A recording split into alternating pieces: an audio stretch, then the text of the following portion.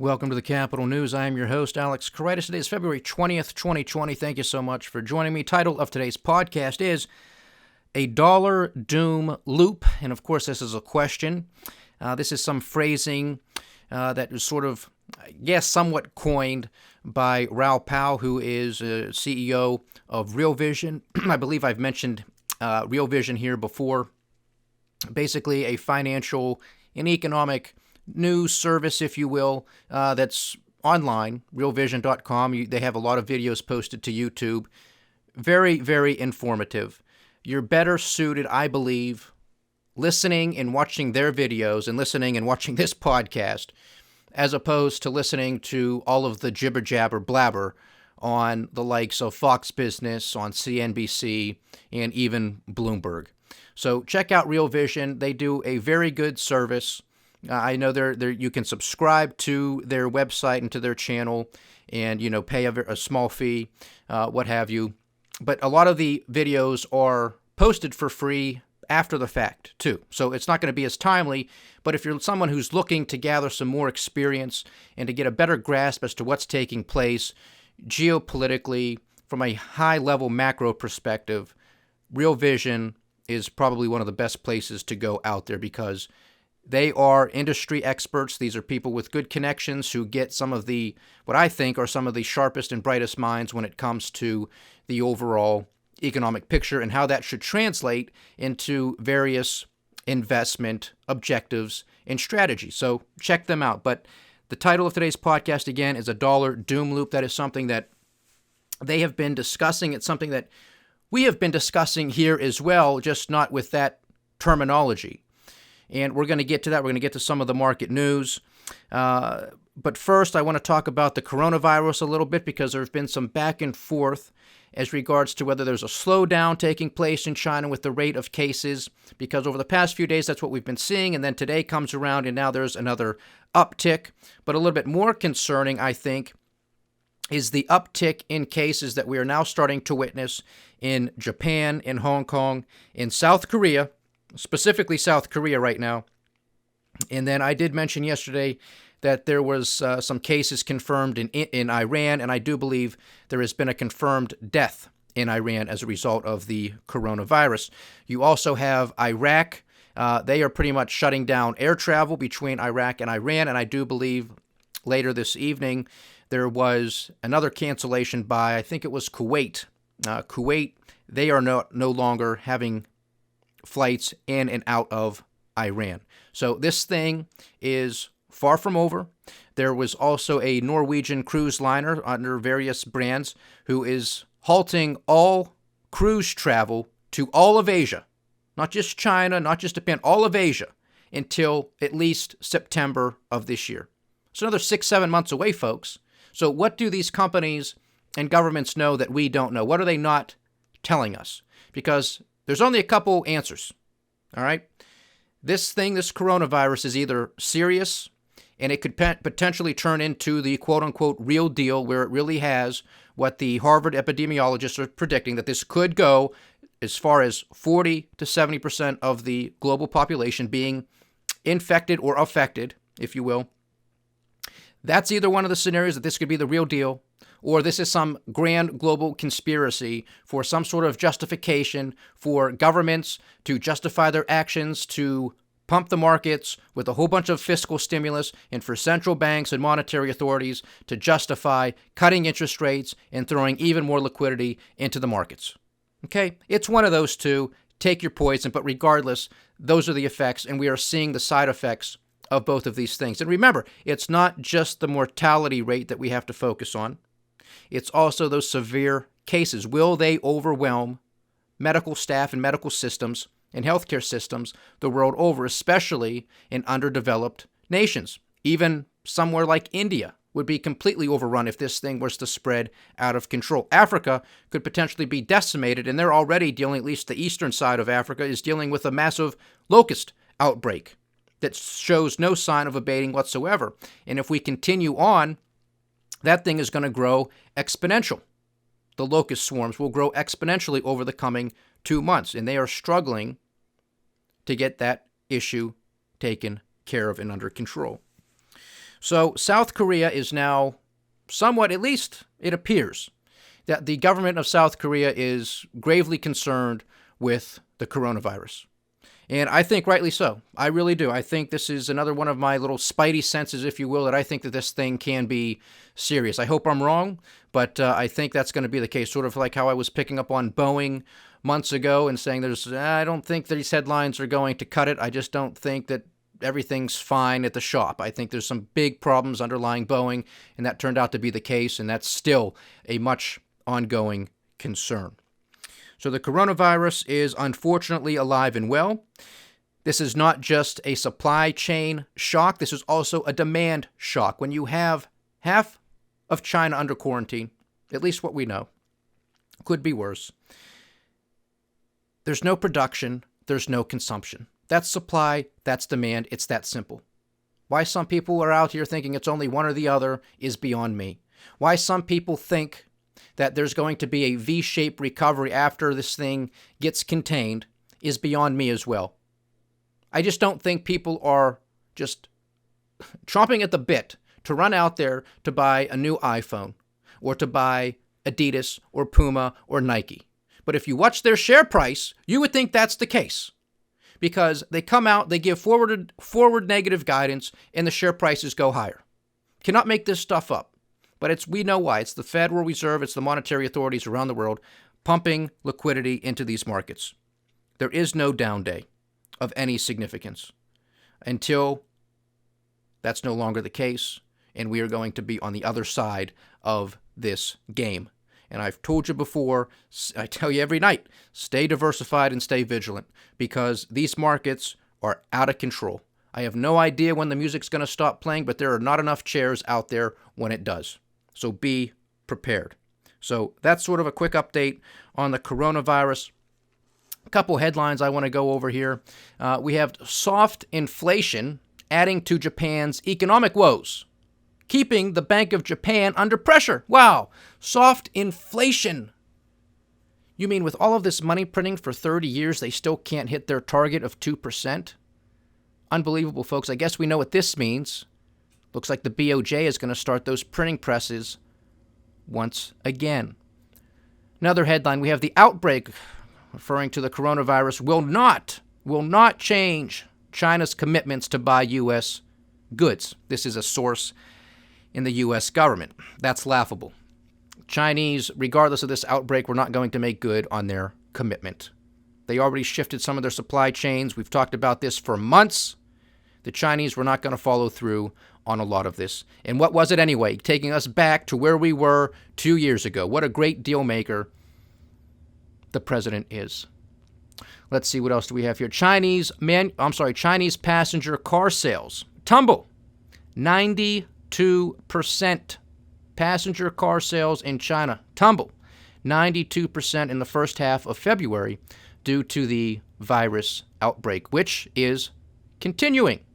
These people aren't working. They have no money. They can't go out and buy stuff. You understand how this works? Quite simple. Bank of Japan's Kuroda, one of the governors, says that the virus impact likely the biggest topic at the upcoming G20 meeting. So what are these guys going to do? Like we said yesterday, money printing? Is that going to solve all of these problems? Is that the panacea? Hundreds of years of central bank existence and policy? Human history? Understanding this, and now we have some sort of mystical power? What are these central bankers going to discuss? What are these governments going to discuss? Oh yeah, let's just tax people more, spend more money, let's go further into debt, let's print more money, and that'll take care of everything. It's ridiculous. South Korea's February exports to China shrink as the virus hits supply chains. No surprise there, but you wouldn't know it if you were watching a lot of these global stock markets, now would you? Let's see, what else do we have here? There were a couple other. Oh, yes, this one with India. India Central Bank Rate Committee is torn. They are torn, poor fellows, between growth concerns and inflation fears. Uh-oh. What is the central bank in India going to do? They're torn between growth and inflation concerns. Uh-oh. My bet, they're not going to hike interest rates because They're just not going to. So print on, baby. Keep cutting rates, keep printing money because we got to go for growth. Who cares about the inflation? We have Argentine bonds. Take it on the chin after the IMF, the International Monetary Fund, approves a restructuring. This is a massive restructuring, by the way. Anybody who bought a bond and held on to it is getting screwed. You can't make this stuff up, folks. There's just no protections for creditors. I mean, the Argentine government should have to pay this price. The Argentine people, unfortunately, would have to pay this price. That's how it should work. I mean, they are taking it on the chin. This is out of control, but this is probably going to be the first of many to come, so stay tuned. And then lastly, we have here, the U.S. labor market remains strong. I don't know about that. Manufacturing, likely stabilizing. I don't get this one. Manufacturing, likely stabilizing? I thought we were in the greatest economy ever. I mean, if you were to use sort of a analogy with a medical patient, and a doctor or the medical staff comes out and says, okay, good news, folks, the patient is stabilizing. That means before they were in a bad position. So was manufacturing in a bad position? Because we're told all the time by President Trump and his cronies that this is the greatest economy ever. That manufacturing is roaring back. That supply chains around the world who have left the United States and went elsewhere are now coming back, although I've never seen a list of these companies and how many employees and jobs have come back. I'm still waiting on that list. If somebody has it, please send it to me. So those are some of the headlines.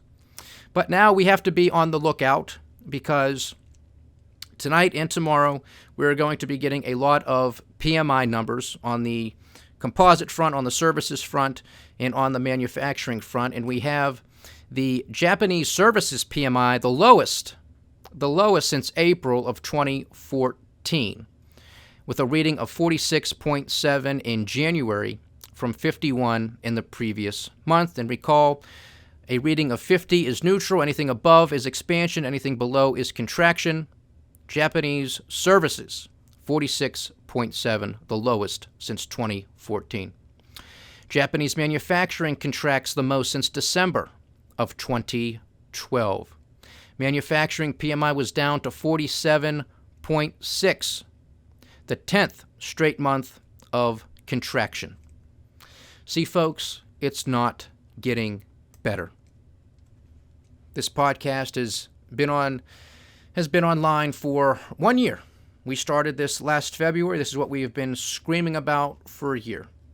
That all of these hopes and dreams and aspirations of federal governments and fancy, charismatic politicians, some of them not so charismatic and fancy, and central bankers the world over thinking that they were going to reflate and kickstart this global economy, it just ain't happening. And now you add on, you had the trade war, and now you add on the coronavirus, and who knows what's to come. Look out. Look out.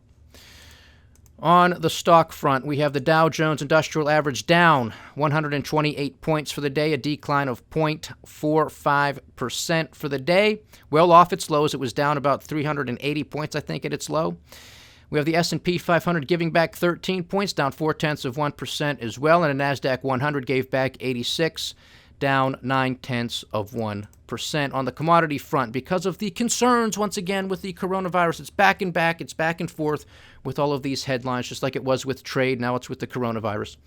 We have WTI trading at $53.45 a barrel. Brent is at $58.70, both down at the time of this podcast. Natural gas, right around where it was at yesterday's podcast, $1.90 per million British thermal units. The precious metal space, gold, $1,625 an ounce. Silver at $18.50 an ounce.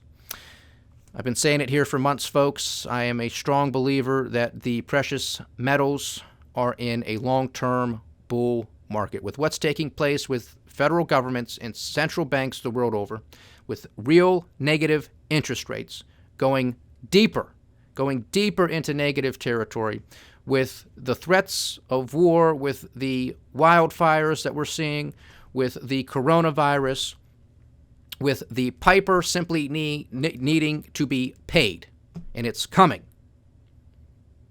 You want to be diversified. Do your homework, but you should probably be looking at gold and silver as some sort of hedge or maybe even a good investment. However you want to look at it, but be diversified, because this money, this liquidity is going everywhere. We talked about this yesterday. Everything to some degree is going up. You have global stock markets going up. You have bond prices going up. You have precious metal prices going up. Okay? It's one thing after the other. Some commodities, it's a mixed bag. I think net they'll probably end up to the downside, but you don't know where this inflation is going to make its way through. All of this money printing, because that's what it is. And it could give another juice. It could give a big leg up to commodity prices. So we'll see. Like we just said with India, they're containing. What do they got to do? We're going to deal with growth, or are we going to deal with inflation? We know inflation's here, folks. This is why people the world over are protesting. They can't tolerate another 5% hike to their fuel tax, or to a bus ticket, or to a subway ticket. Enough is enough. They are sick and tired of being sick and tired. Well, guess what? That plays nicely into our U.S. dollar doom loop, doesn't it? And let's look at bonds here, because we have the U.S. 10-year note yielding 1.5%. This is a flight to safety, and this is concerns. This is the bond market telling us that the stock market is wrong, that these central banks, that these federal governments who think that everything's fine and rosy and that they're going to be able to reflate and inflate these markets, ain't going to happen. There's no growth. There's no growth. The stock market has it wrong. That's my opinion. That's my opinion. And don't think for a second that the bond market isn't heavily manipulated either, because it is too. But when you have a situation, a psychological situation, and people are saying, well, I have money, I only have so many choices, and, if it's something that comes to, I need a safe haven, well, where do you think people are going to go? You think they're going to go into stocks, or you think they're more likely going to go into bonds? Government debt. Probably government debt, I would think. And then another flight to safety is very well possibly the U.S. dollar. And we're seeing the U.S. dollar take off, especially against a whole host of global currencies. So what is this dollar doom loop, at least potentially? Well, we know here, because we talk about this all the time, the massive, massive amount of debt that exists the world over. A lot of this debt is U.S. dollar denominated, especially in a lot of developing and emerging market economies. Why? Because other countries, other investors are going to say, look, I'm happy for you. We want your country to succeed. We want you to be successful. We want you to grow. We want you to become a developed country, etc., etc. But I do not trust your currency. At the end of the day, if you want to give some credence to what you're doing, you have to issue bonds in U.S. dollars, because I believe that the U.S. dollar will hold some type of value, at least relative to the South African rand or a Nigerian lira or any type of, or naira, or any other type of emerging frontier or up-and-coming country. Get the gist? So why this can cause a doom loop is because right now we have a global economy that is weakening. That means softer demand. A lot of these emerging economies are reliant on agriculture, and they're reliant on their God-given natural resources. Maybe it's oil, maybe it's natural gas, maybe it's lithium, maybe it's iron ore, coal, whole host of issues, right? Whole host of things. Well, if you have a global economy that's slowing down, the prices of those commodities is likely to trend lower, and that has been the case.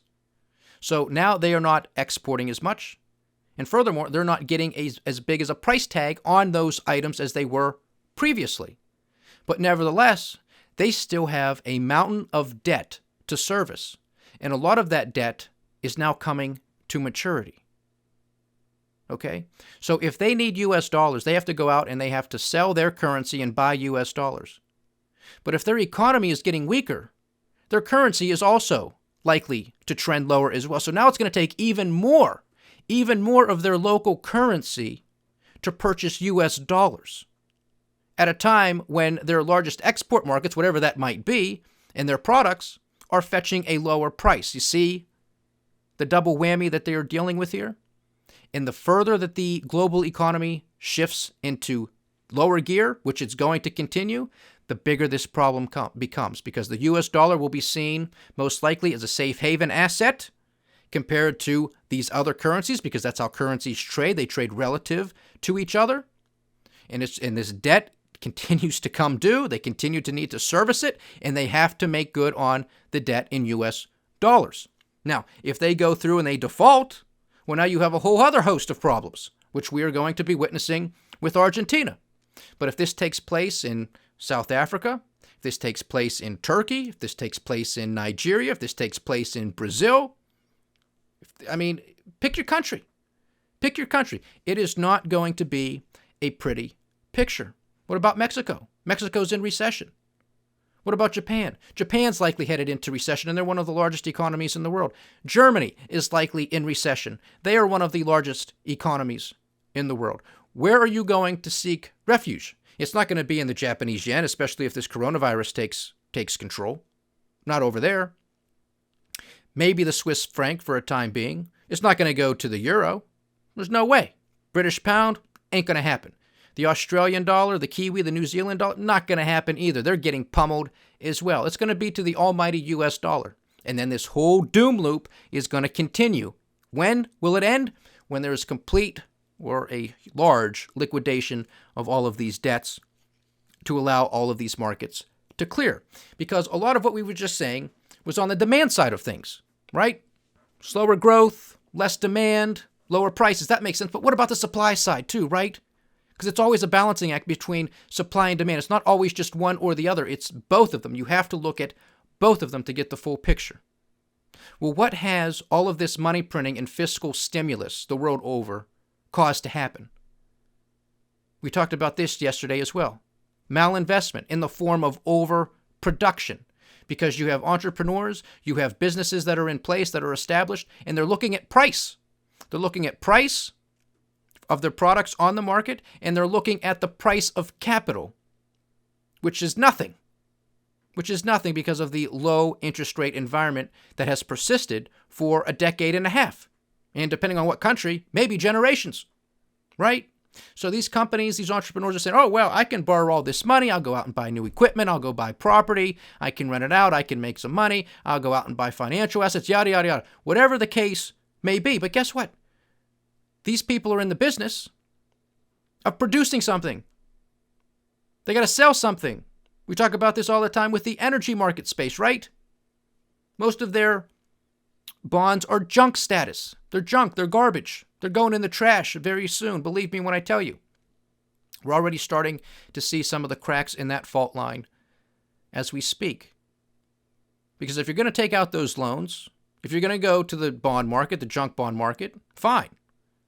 But guess what you have to do? You have to service that debt. And in order to service that debt, you have to produce. You have to drill for oil. You got to drill and frack for natural gas. So what's that do? It brings more supply to the market at the same time when you have a slowing economy. So you have almost the worst of both worlds. You have an increase in supply and you have lower demand. So now the price of those goods, the price of those commodities is going to start coming down. We're talking about it with natural gas. We've seen it with oil.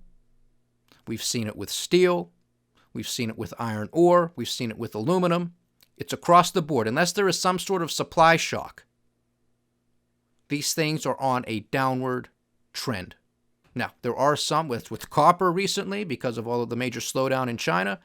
There are some commodities that are bucking the trend. We have at least lumber, which has been on a tear.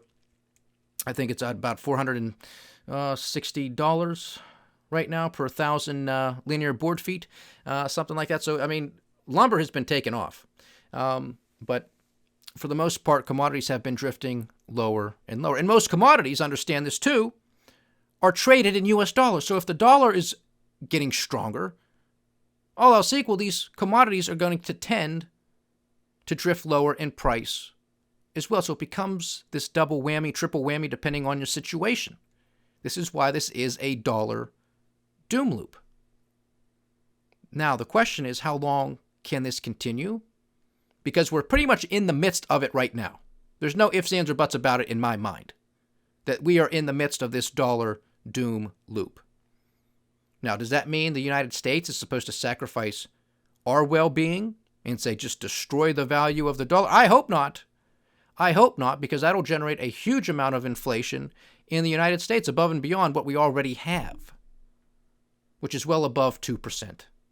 It's not even close. We know these numbers are bogus. But what's that going to do? Well, that's why you better have some precious metals, right?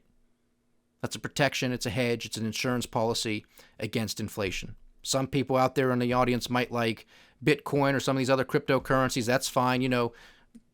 Do everything at your own peril, do everything at your own risk, is what I say. But be diversified and stay vigilant, because we live in a very interesting time. We know across the board, almost no matter what the issue is, we are fighting an information war.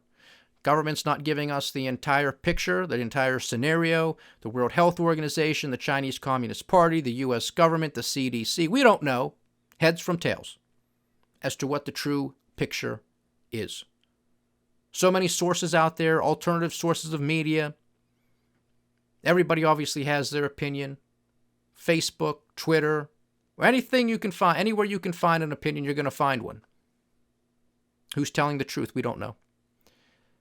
A lot of cases we don't know. That's why we got to do our own analysis, look beneath the headlines, and let the numbers speak for themselves. And we try to do that the best we can here at the Capital News, and I think we do a pretty decent job of staying level-headed and just trying to seek the truth, no matter who might be implicated from an economic standpoint, from a political standpoint. It makes no difference. Just seek the truth and keep moving forward. That's what we try to do here. So a dollar doom loop, I think, is alive and well. I think it's going to continue for quite a while. There is so much debt that needs to be mopped up and liquidated. It's not even funny. A decade ago when you had the financial crisis, the great financial crisis, you still had China humming along. And they accumulated $40 trillion. $40 trillion in debt. Not 40 trillion yuan, not 40 trillion RMB, 40 trillion US dollars to basically keep the global economy moving in a forward, upward trajectory. Well, folks, that's slowing down. That's slowing down. Again, the trade war just exacerbated the problem. This coronavirus just exacerbating the problem. China was going to be slowing down regardless. Same thing with Hong Kong. Same thing with so many other countries around the world. There is no other country on the face of this earth that can do what China did for the past, pretty much 20 years. That baton cannot easily be passed to a country like India, because India would be the only logical one that you would think of that could potentially do it because of the amount of people, the population that exists within India, about 1.1, 1.2 billion people. But India is nowhere near prepared economically, financially, from a government standpoint, to do what the Chinese have done for the past 20 years. So there's no baton to be passed. So this is it. These debts are coming due, and it's going to be, one of two scenarios, maybe a combination thereof. There's potentially be a huge market crash, or we could see a very, very prolonged period of extremely low growth. I think it's going to be a combination of both. I really do. Because we're starting to see the cracks in the foundation of governments the world over. That's why these people are protesting. And it's not just the governments, it's the economic policies and the financial policies that they have implemented, and these people have been living under for generations. They're sick and tired of it.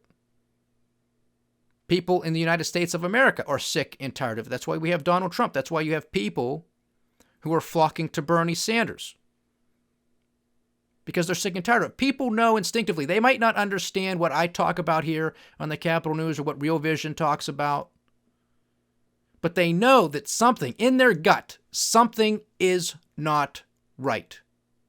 And maybe it's those damn Chinese and NAFTA and these bad trade deals.